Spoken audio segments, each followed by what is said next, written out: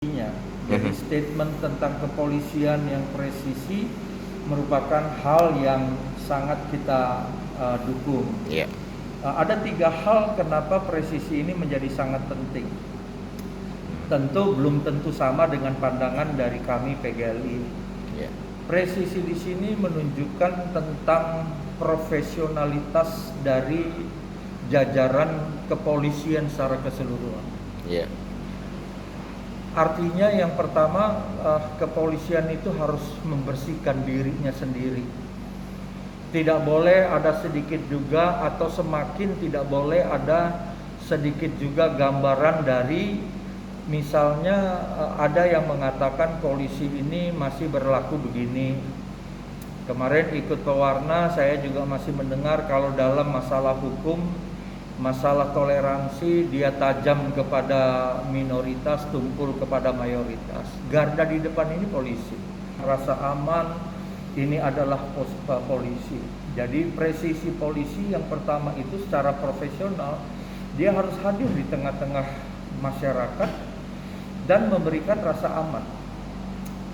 Jangan jadi polisi yang kemudian mudah disogok. Kita ingat kasusnya yang kemarin itu, saya lupa, sampai 2 petinggi Polri juga harus berurusan dengan hukum gitu.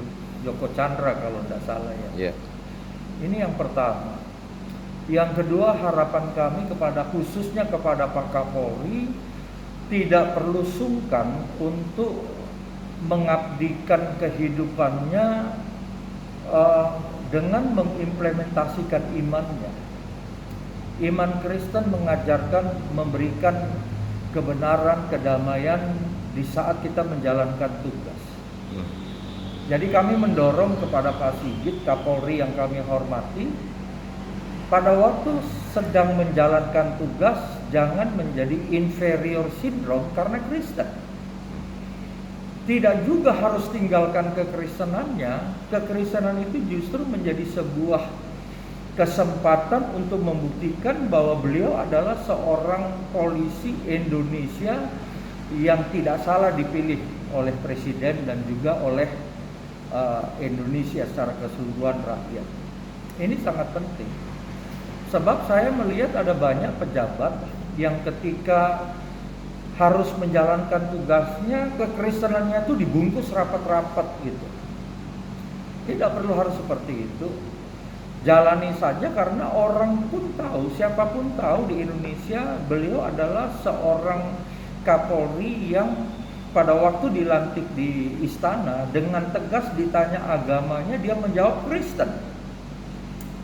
Ya tetapi tentu kita tidak ingin mengatakan bahwa Pak Kapolri itu khotbah atau Pak Kapolri itu kemudian mendengung-dengungkan ayat Alkitab, tapi bagaimana itu menjadi sebuah referensi bahwa apa yang dia lakukan sebagai seorang pimpinan tertinggi di jajaran Kapolri, di jajaran Polri, itu benar-benar juga dinafasi oleh spirit kekristenan yang mengasihi.